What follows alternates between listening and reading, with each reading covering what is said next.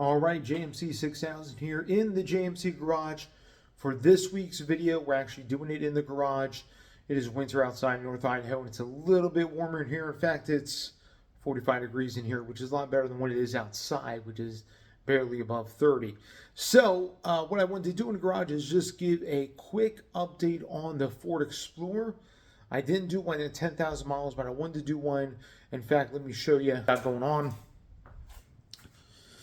So let me go show you the mileage and kind of go through. Let's see. All right, we're at 12,819 miles, almost 13,000 miles on the Explorer.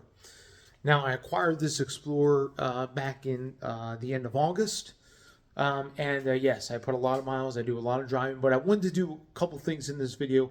First off, I wanted to give a report about the Explorer and what it's been like to live with these past, almost 13,000 miles. And also, I've taken it to several trips to Montana. There are some changes going to be happening. I'm going to let you know about those here in the next video or so. Probably not this Saturday's video, but in the next video after that, some of the changes that are going to be happening to the channel. But before I do, let me kind of go over some of the things I have had with the Explorer. List you some things that or give a list about some things that I have issues with that have gone wrong or not so well. But also kind of give you a update on what it's been like to live with the Explorer now that we're in the winter. First off, let's go over some positives that we have encountered over the past almost 13,000 miles. In fact, I'm going to set you up on my my tripod of some sort here. So bear with me as I go ahead. Well, the tripod does not want to stay in one spot. Isn't that amazing? All right, so bear with me as I go ahead and... Okay, there we go. All right, something like that. Okay, much better. Now I got some kind of selfie stick going on. All right, this is a lot better. Anyway, let me give you some insight on what I've been going through with the Explorer these past 13,000 miles. Number one, some of the positives. One, it's a great road trip vehicle. In fact, I want to give you an update. We did a road trip with the Explorer, had to go down to Lebanon, Oregon. So I live up in Post Falls. Went all the way down to Lebanon, Oregon. It's about a 500-mile road trip. Okay, that's being a little gracious.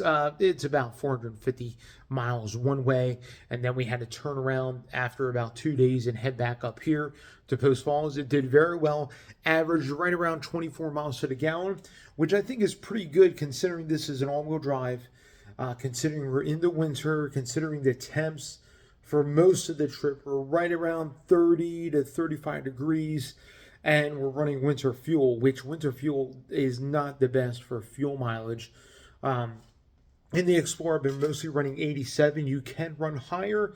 In fact, I think Ford recommends higher if you want a little bit more power. But I believe that running higher octane, especially in the winter, is not really necessary. If I wanted to run a little bit higher octane, I can. I would just usually do it in the summer, not the winter. No issues on the road trip at all. It's a great road trip vehicle. I had me, my wife, and two of my teenage kids with me, and they absolutely enjoyed it as a road trip vehicle. It handled very well, yeah, it did extremely great. Going there, going back again. Gas mileage right around 24 miles to the gallon, give or take. It was actually a little bit better coming back than it was going there. So I did a road trip. Also, one of the things I noticed, besides gas mileage has suffered a little bit in the winter. I'm not getting as high, especially on the highway. There's been a couple times where I've had to go to Montana, and usually on the way back, coming back here, I go over 2 mountain passes on the way to Montana. Coming back here, I have to go back over those 2 mountain passes, and both times we encountered some snow. One was with the stock tires, the other was with the new tires that I have on this vehicle. I just got new tires installed. That video is coming up on Saturday, so make sure you stay tuned for that. Let you know the tires, how they performed. Needless to say, this thing is an absolute beast, even going over the pass, even when the weather is not so favorable. And I'm going to be doing more of that here coming up in the future. So, again, stay tuned for that. We got some exciting things coming for the channel and some changes coming for the channel. So also on the Explorer, it's been really good. It's been really well. Been excited to see as the miles rack up to see what else we have in store for it. But it's been running flawlessly. In fact, let me turn around and kind of give you an insight of another thing I'm impressed with on this Explorer. Bear with me. My selfie stick is not. Oh man, it's in the shot. Oh, that's not good. All right. Oh, well, gonna have to. There, it's not in the shot as much. All right. And now it wants to be wonky. Selfie sticks, I'll tell you. Okay. The infotainment. This is running the Ford digital experience. Now, I will say this. In fact, let me power it on. This infotainment. So sorry. There we go. It's a little bit better. This infotainment works really, really well. I've been pretty impressed with this infotainment. It's actually done a really good job. It's very easy to reset. If you ever need to reset the infotainment, you come down to the power button, you hold it down for about 10 seconds, and it'll reset the infotainment. But it's worked really well. Have no issues with the infotainment at all. This is Android Auto. As you can see, my phone is not even with me. It's not even connected as far as via a cable, but it just connects right with Android Auto. Pretty amazing. The native system is right here. What I love about this, let me do this here. What I love about this system is, okay, if I'm in Android Auto, I can hit, let's say, if I want to go to work, hit start. Again, it comes up and it's going to give me route guidance. What I can do is I can hit home and now check that out. The full satellite maps is now on the native system. Along if I wanted to do a separate audio, like if I wanted to listen to Sirius XM, I can now put that up here and have Sirius XM playing. My profile is right here. This is what my phone's doing and all kinds of different things. But this still is the maps and everything else. And if I hit that, that'll lead me right back to Android Auto. I'm going to exit out of that navigation. When I exit out of the navigation, I hit this home again. It goes back to regular Google Maps in the native system. So just some pretty cool things. I've been pretty happy with this system. Me and my wife have gotten used to the controls for the heating and air conditioning all down here. That's not an issue. I wish it was easier to turn on recirculate. To turn on recirculate, you have to hit that. Then you have to come over here every single time to hit recirculate. I wish it had a dedicated soft button on the line down here. So that's one of my complaints. But other than that, it works really well. I have no issues with this infotainment. It actually is so much better than Sync 3. So much better than what Ford has before. Sync 4 is actually a really good system, but this right here is an amazing system. The Ford Digital Experience, one of the best Google infotainment systems I've come across, and I go through a lot of infotainment systems. So I'm going to shut it down right now. Anyway, let's go back out. Holding up really well. Now let's talk about some issues I've had over the course of the miles that I've put on this Explorer. So right around 4,000 or 4,500 miles, climbed into Explorer, turned it on, immediately got a check engine light and a wrench light, and it was running really rough. It was actually running in lit mode. And it was saying the engine was overheating, even though it was sitting in the JMC garage overnight. So it was stone cold. Get up into the garage, 5 o'clock in the morning, and it started doing that. From what I found out, it was a software update to the engine's ECU. The dealer performed the software update, and it hasn't come on since. Not a check engine light, not a wrench light, not anything since that one time where it needed an update. So I'm pretty happy about that. It's been very reliable. Get in, starts right up. In fact, I've used it to jump other vehicles. So that's kind of been an issue. Other than that, there's been times, so sorry, my furnace is in the garage, and now it just kicked on. So I won't be too much longer with this video, but sometimes the transmission can act a little weird. I have to say, what Ford did with the 10R60 is in the Explorer is actually being greatly improved. Appreciate what Ford has done with the 10R60. But there are some times where it just acts a little weird. I don't know how else to put it, but it's sometimes where it may not shift when it needs to shift, or it may, just, I don't know, just, it's never clunky. Very rarely, maybe once out of the 13,000 miles has it ever been a clunky transmission or clunks. It's very smooth. It just, sometimes it doesn't shift when it needs to shift, or sometimes it's in the wrong gear when it needs to be in another gear. Just those kind of unique things, but it is a very smooth transmission, so I do appreciate Ford in doing that. I've been using the drive modes lately, and the drive modes really do make a difference. I never thought drive modes make a difference in a vehicle, but the Maverick kind of changed me for that, and the Explorer is the same way.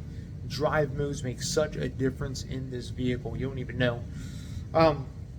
I've used slippery mode with the stock tires and with my new tires.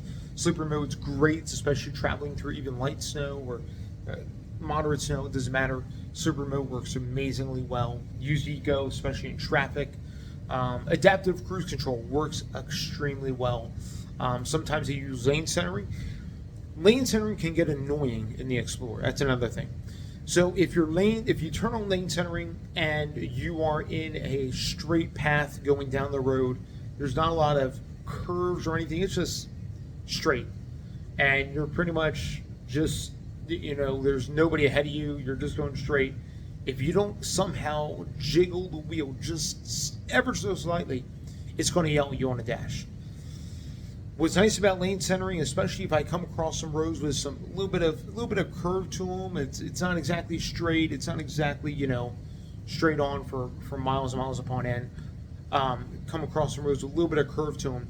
Lane centering works great because I'm always slightly adjusting the wheel as I go around these curves, and it works great for that. But again, just straight going down the road. Lane centering can be a little bit of a headache, so just times like that I turn it off. But other than that, it's been really great. It's been an amazing vehicle. Our families really appreciates this vehicle. One day we were, I believe we were going to church this past Sunday morning, and my son is just sitting in the very back. We have the whole family with me, so my two teenage boys, one teenage girl, me and my wife going to church. And my son's in the way back because he's the youngest, but he loves sitting in the third row. And he's just sitting back there, and I hear him say, "Man, I just love this vehicle." I'm like, "Really?" He's like, "Yeah," and just out of the blue. And that really makes me happy that this vehicle meets my family's needs. I mean, that's mostly why I got it. It so much meets our family's needs, and that's important. When you're shopping for a vehicle, make sure it meets the needs that you're shopping for. Just don't shop for, yes, there are times where you're going to shop for a vehicle and it's the one, it looks great, it may sound great, whatever the case may be, but make sure it meets the needs that you're shopping for. If you want to have fun, make sure so many people get vehicles and they're just mundane appliances, and I get that. Sometimes you just need basic transportation. But man, make sure it just meets your needs that you're looking for. I firmly believe that you shouldn't just get things just to have. I don't know. You should enjoy what you have. Is basically what I'm trying to say. Don't try and just get just something. And a lot of people shop that way. It's an appliance. It's in a washer or dryer or stove, whatever. I just make sure you enjoy what you have. It shouldn't be a chore. And I know some people look at driving as a chore. I don't. I know a lot of people do. But man, if it's a chore for you, then you should enjoy at least what you're doing. At least enjoy driving. At least you'd be able to drive something fun, something unique, or whatever the case may be, that brings you joy, so it's not so much of a chore. Anyway, just my 2 cents. This has been JMC6000. Thank you for tuning in. Again, stay tuned for JMC Garage Talk video this coming Saturday, where we're going to talk about the new tires that I had put on, the all-weather tires.